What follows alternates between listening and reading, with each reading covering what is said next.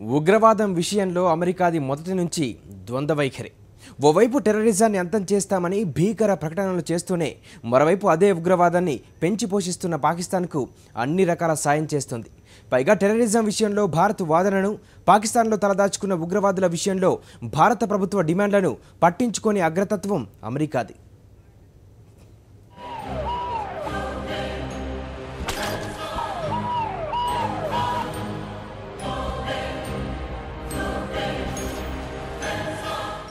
ఉగ్రవాద ఘాతుకాలకు ఎక్కువగా నష్టపోయిన దేశమేదైనా ఉందంటే అది భారతదేశమే. 1993 ముంబై బాంబు పేలుళ్లు మొదలుకొని దిల్సుఖ్ నగర్ జంట పేలుళ్ల వరకు ఎన్నో ఉగ్రవాద దాడులకు మన దేశం బలైపోయింది. ఈ దాడులకు పాకిస్తాన్ ప్రేరేపిత ఉగ్రవాదమే కారణమని ఎన్నోసార్లు రుజువైంది. పాకిస్తాన్ సెంటర్గా ఉన్న ముజాహిదీన్, లష్కరే తోయిబాలే ఈ దాడులకు పాల్పడ్డాయని ప్రభుత్వాలు నెత్తి నోరు కొట్టుకున్నాయి. అయినప్పటికీ అమెరికా, మిత్రదేశాలు పట్టించుకోలేదు. భారత సర్కార్ చేసిన వాదనలను, కరాచీలో తలదాచుకున్న అండర్ వరల్డ్ డాన్ దావూద్ ఇబ్రహీంను అప్పగించాలన్న డిమాండ్ను ఖాతరు చేయలేదు. ఇప్పుడు తమదాగా వచ్చేసరికి ఉగ్రవాదం అంతమే తమ పంతమంటూ బీరాలు పలుకుతున్నాయి.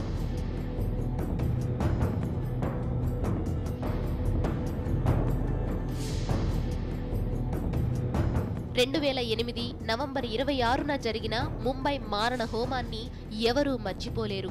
పాకిస్తాన్లో ట్రైనింగ్ పొందిన టెర్రరిస్టులు సరిహద్దులు దాటుకుని వచ్చి దేశ వాణిజ్య రాజధానిలో కనీ విని ఎరుగని విధ్వంసం సృష్టించారు. ఈ నరమేధానికి జకీవుర్ రెహమాన్ లఖ్వీ, అతని ఉగ్రబృందమే కారణమని భారత్ అన్ని ఆధారాలతో నిరూపించింది. ఈ మారణకాండలో సజీవంగా దొరికిన కసబ్ కూడా పాకిస్తానీ అని బయటపడింది. అయినప్పటికీ అమెరికా పెద్దగా స్పందించలేదు. లఖ్వీ, హఫీజ్ సయీద్ను అప్పగించాలన్న డిమాండ్ను పట్టించుకోలేదు. పైగా పాకిస్తాన్కు ఆయుధాలు, నిధులు అందిస్తూ భారత్ను పరోక్షంగా రెచ్చగొడుతోంది.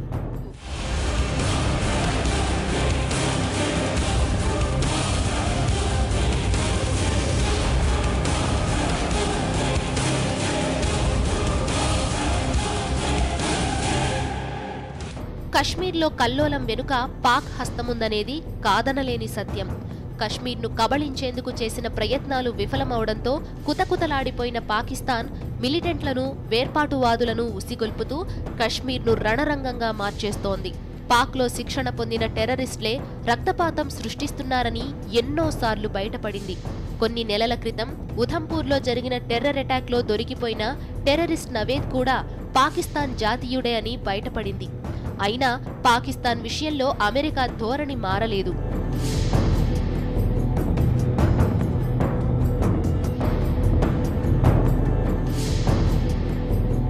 ఇంతేకాదు, ఉగ్రవాదం విషయంలో అమెరికా ద్వంద్వ ధోరణిని తేటతెల్లం చేసే అంశాలు చాలానే ఉన్నాయి. 2001 వరల్డ్ ట్రేడ్ సెంటర్ దాడులకు ఒసామా బిన్ లాడెనే అని తేల్చుకున్న అగ్రరాజ్యం అతన్ని అంతం చేసే వరకు ఊరుకోలేదు. పాకిస్తాన్లో లాడెన్ దాక్కున్నాడని తెలుసుకున్న యుఎస్ సర్కార్ పాక్ సర్కార్ను నయానో భయానో బెదిరించి లాడెన్ స్థావరాన్ని కనిపెట్టింది. అబ్బోట్టాబాద్లో లాడెన్ తలదాచుకున్నాడని గ్రహించిన అగ్రరాజ్యం గుట్టుచప్పుడు కాకుండా అతన్ని హతమార్చి పగ తీర్చుకుంది. కానీ భారత్లో చిచ్చు పెడుతున్న లఖ్వీ, సయీద్ సహా ఉగ్ర నేతల విషయంలో భారత్కు సాయం చేయడానికి మాత్రం ముందుకు రాలేకపోతోంది. ఇంతేకాదు, ముంబై మారణహోమం సమయంలో అగ్రదేశాలు అనుసరించిన వైఖరి, తాజా ప్యారిస్ దాడుల విషయంలో ఆ దేశాలు అనుసరిస్తున్న వైఖరిలో చాలా తేడా ఉందని విశ్లేషకులు పేర్కొంటున్నారు. సిరియా చిచ్చు ఐరోపా వైపు వేగంగా దూసుకొస్తోంది. అగ్రదేశాల జోక్యంతో విస్తరించిన అంతర్యుద్ధ సెగలు యూరోప్ దేశాలను చుట్టుముట్టేందుకు తహతహలాడుతున్నాయి. ఫ్రాన్స్ దాడి, ఆ తర్వాత పరిణామాలు ఈ విషయాలనే వెల్లడిస్తున్నాయి.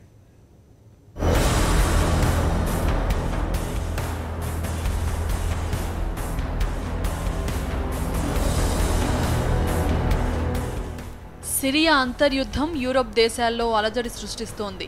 ప్రభుత్వ సేనలకు, ఐసిస్ ఉగ్రవాదులకు మధ్య జరుగుతున్న పోరుతో నిత్యం నరకం చూస్తున్న సిరియన్లు అక్కడే ఉంటే బతికి బట్టకట్టడం అసాధ్యమనే భావనతో వలసబాట పట్టారు. ఆ క్రమంలో ప్రమాదకర సముద్ర ప్రయాణాన్ని కూడా లెక్క చేయడం లేదు. అలా లక్షల మంది సిరియన్లు టర్కీ సరిహద్దులు దాటి యూరప్ దేశాల్లో అడుగు పెడుతున్నారు. మొదట వలసదారులను అడ్డుకున్న యూరప్ దేశాలు టర్కీ తీరంలో 3 ఏళ్ల అయలాన్ కుర్దీ మృతదేహాన్ని చూసి చలించిపోయారు. శరణార్థులకు తలుపులు తెరిచాయి. వలసదారులకు పూర్తిగా అండగా ఉంటామని ప్రకటనలు కూడా చేశాయి. కానీ తాజా ప్యారిస్ దాడితో ఐరోపా దేశాలు గుండెలు గుబేలుమన్నాయి. పైగా దాడికి సంబంధించి సాగుతున్న విచారణలో బయటపడుతున్న విషయాలు ఆ ప్రభుత్వాలకు కంటి మీద కునుకు లేకుండా చేస్తున్నాయి. దాడిలో పాల్గొన్న ఓ ఉగ్రవాది వద్ద సిరియా పాస్పోర్ట్ లభించింది. ఇదే ఇప్పుడు ఫ్రాన్స్తో పాటు ఇతర యూరప్ దేశాలను ఆందోళనకు గురిచేస్తోంది. ఉగ్రవాదులు శరణార్థుల రూపంలో చొరబడ్డారేమో అనే అనుమానం ఆ ప్రభుత్వాలను పట్టిపీడిస్తుంది. విచారణలో బయటపడుతున్న కొన్ని అంశాలు కూడా ఈ అనుమానాలకు బలం చేకూరుస్తున్నాయి. సిరియా నుంచి శరణార్థులుగా వచ్చిన వారిలో దాదాపు 50,000 మందికి ఉగ్రవాద మూకలతో సంబంధం ఉన్నట్లు నిఘా అధికారులు పేర్కొంటున్నారు. వీరిలో చాలా మంది ట్రైనింగ్ కూడా పొందారని, యూరప్లో శృంఖల దాడులే లక్ష్యంగా వారు అడుగు పెట్టారని నిఘా సంస్థలు పేర్కొంటున్నాయి. ఈ సమాచారమే ఇప్పుడు కలకలం రేపుతోంది.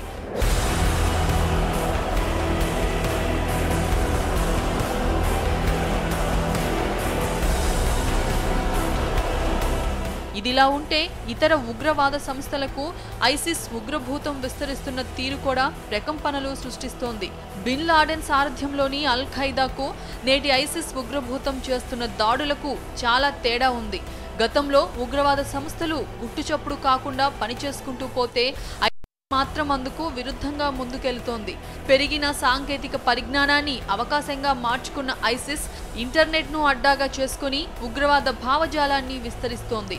సోషల్ వెబ్సైట్లను వినియోగించుకుంటూ రిక్రూట్మెంట్లను ప్రోత్సహిస్తుంది. వివిధ దేశాల్లో పరిస్థితులను అనువుగా మార్చుకుంటూ యూత్ను ఆకర్షిస్తోంది. ఖలీఫా రాజ్య స్థాపన అన్న భావన కూడా పలువురిని ఆకట్టుకుంటోంది. చదువుకోని వాళ్లతో పాటు యూనివర్సిటీ విద్యార్థులు చాలా మంది ఈ ఆలోచనకు అట్రాక్ట్ అవుతున్నారు. ఇదే ఇప్పుడు ప్రపంచ దేశాలను కలవరపెడుతున్న అంశం.